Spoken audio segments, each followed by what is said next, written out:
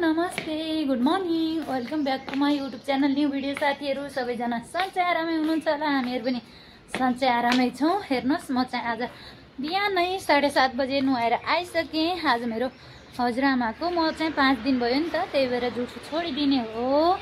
नातिनीहरूलाई 5 दिनसम्म मात्रै हुन्छ, त्यही भएर अब चाहिँ म टाउकोदेखि नुहाएर सबै गरेर यहाँनिर लुगाहरू गएको छ, लुगाहरू सुकाउँछु। मेरो जुठो चाहिँ सकियो अब, तर माछा मासु मात्रै खाने होइन म 13 दिनसम्म नै।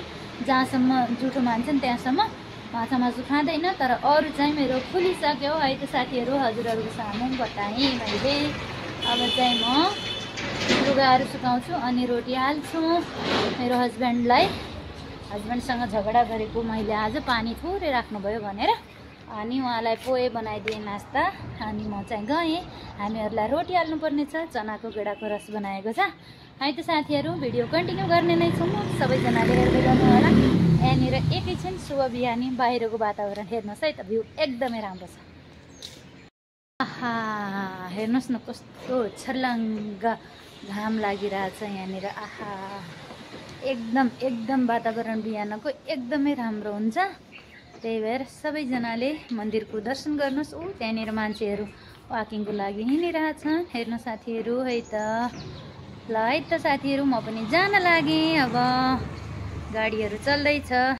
हस्बेन्ड पनि छिटै जानुहुने हो नि त, त्यही भएर पुनः जानुहुने हो भनेर बिहानै नास्ता छिटो बनाइदिएँ। अनि आज गाडी धुनु पनि जानु भएन, अनि त्यही भएर नास्ता गरेर बसिसक्नु भएको छ। अब चाहिँ जानुहुन्छ होला रेडी भएर। म चाहिँ लुगाहरू सुकाउँछु, आफ्नो काम कार्य अगाडि बढाउँछु।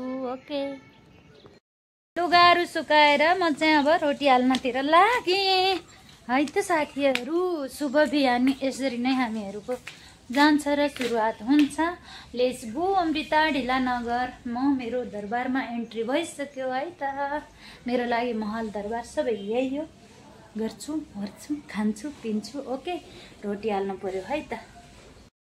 सबैजनाले खाना खाएर बस्यौँ साथीहरू। अब चाहिँ भाँडाहरू धुनु पर्यो। बिहानको नास्ता खाएर सबै गरेर म चाहिँ अहिले एउटा कमेडी भिडियो निकाल्नको लागि सलहरू ओढेर निकालेँ। अनि त्यसपछि अब चाहिँ भाँडाहरू धुनु पर्यो। उतातिर सबै पोछा लगाएर राखिसकेँ। सबै आजको हामीहरूको काम कार्य के छ म हजुरहरूलाई पनि देखाउने छु है त। अहिले चाहिँ अब भाँडा धुनु पर्यो साथीहरू। अब चाहिँ बेबी रुन लाग्यो, मसँग आयो। अब हजुरआमालाई एकैछिन आरामको लागि ल बाबा ओके सुतेको थियो साथीहरू। अब चाहिँ हामीहरू सबैजनाले खाना खाएर भाँडाहरू पनि धोएँ। बेबी सुतेको थियो, फेरि एक्लै मानेर उठिहाल्यो। मम्मीको काखमा छ अहिले। मैले चाहिँ भाँडा धोएर आएँ। अब लिक्विडले हात धुँ भनेर। हामीहरूको आजको काम कार्य हेर्नुहोस् है।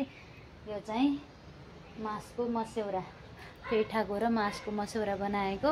यसको भोलि देखाउने छु पुरै। अहिलेलाई टाइम छैन, त्यही भएर छिटो हातहरू धोएर बेबीसँग जानुपर्ने छ।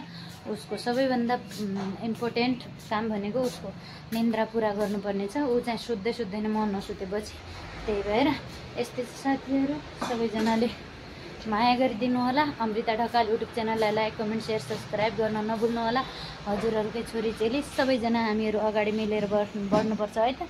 यहाँनिर हेर्नुहोस्, उता माथि नारियलको दाना छ, त्यहाँदेखि माथिदेखि दाना टाउकामा खस्यो भने म यहाँनिर मर्छु। त्यही भएर अलि यता आएर भिडियो बनाउँदैछु है त। सबैभन्दा बेबीलाई सुताउनु पर्ने छ। आज चाहिँ बेलुकातिर मेरो नन्द अनि बुवा पनि पुग्नुहुन्छ। मैले चाहिँ अहिले कल गरेको छैन, एकैछिन कल पनि गर्नुपर्ने छ। यहाँनिर त्यसलाई ओछ्याएको कपडाहरू लुगाहरू सुकेको छ, त्यो लिएर सबै लिएर जान्छु है भन्दै खानाहरू खायौँ, सबै गऱ्यौँ। अब नन्द पुग्नुहुन्छ। पुगिसकेपछि नन्द भाउजूको भोलाको सारी हुने नै छ, हजुरहरूलाई थाहै छ है त। मेरो एउटा भिडियोमा 13,000 भ्युज आएको छ, अनि कमेडी भिडियोमा। अनि त्यही भएर मेरो नन्दले, सानी नन्दले फोन गरेर, के अरे फोन होइन मेसेज गरेर, फेरि पनि गर्नु है भाउजू, नछोड्नु होला, यति धेरै भ्युज आएको छ भन्नुभएको। मभन्दा पनि धेरै मेरो नन्द खुसी हुनुहुन्छ। उहाँको साथ सपोर्ट मायाले गर्दा आज यो ठाउँमा पुगेकी छु म। सधैँ यस्तै साथ सपोर्ट र माया पाइरहँ, हजुरहरूबाट पनि यही साथ सपोर्ट पाइरहँ भन्दै है त। मामा आउनुभएको छैन, माइजू आउनुभएको छ। हजुरआमा सुतिसक्नुभयो, उहाँहरू बसेर मेरो भिडियोहरू हेर्दै हुनुहुन्छ भन्दै अब आजलाई यति नै ल है त साथीहरू। भिडियो छोटो भयो एकदमै। हस्बेन्ड पनि पुनः जानुभएको छ, उहाँलाई पनि कल गरेको छैन। बिहानदेखि हतार सबै कामहरू गर्दा गर्दै पेठो टिपेर पेठालाई काटेर घिसेर सबै गर्दा गर्दै मसौरा बनाउँदा बनाउँदै टाइम गएको थाहै भएन। खानाहरू पनि ठिक्क टाइममा भएको। अहिले खानाहरू खायौँ। अब खानाहरू पचिसक्यो। मैले चाहिँ आज जुठोहरू सबै छोडिसकेँ। अब मासु मात्रै खाने होइन, अरू खानाहरू सबै चलिसक्यो मेरो लागि। त्यही भएर मासु मात्रै जुन दिन अन्तिनुहुन्छ त्यो दिन खाने हो। मासु नखाए के म दिनचर आफ्नो धर्म कर्म गर्ने हो है त।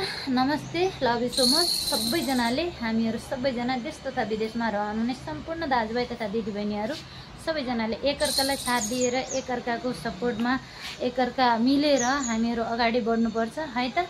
केही गर्न चाहन्छ भने उही मान्छेको लागि कहिले पनि कन्जुसाइ गर्नु हुँदैन है त। ल यति भन्दै आजलाई यति नै छोटो मिठो। हजुरहरू सबैजना स्वस्थ रहनुहोस्, व्यस्त रहनुहोस्। मेरो दिदीहरू कलाइरहेछ, उनीहरूको बारेमा कहिले पनि बोल्ने होइन भनेको थिएँ, त्यही पनि अहिले फेरि बोल्न मन लाग्यो।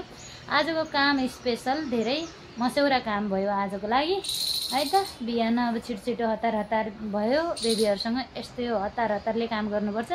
फुर्सदले बसेर फुर्सदले केही पनि गर्न मिल्दैन। अहिले एकैछिन आधा घन्टा सुताएर आएँ, फेरि उठिहाल्यो। घरमा म एक्लै भइदिएको भए कति गाह्रो हुन्थ्यो हेर्नु न। घरमा फ्यामिली छ, मम्मी बुवा सबैजना हुनुहुन्छ भनेर त केही पनि गाह्रो भएको छैन अहिलेसम्म है त। साथीहरू सधैँ यस्तै माया गरी पाऊँ भन्दै आजलाई यति नै। नमस्ते, by by, love you so much, I love you. मेरो हस्बेन्डलाई बिहान मेरो टाउकोबाट खसेको पानी तल कुर्कुर भिजिरहेको थियो। त्यो भिजाएर यस्तो गर्छ, आफ्नो ध्यान दिँदैन, केही पनि गर्दैन भनेर रिसाइराख्नु भएको थियो मलाई। अनि मैले भने love you so much, I love you my दुर्मु। यस्तो गरिदिएँ अनि लाज मान्दै अनि जानुभयो कि।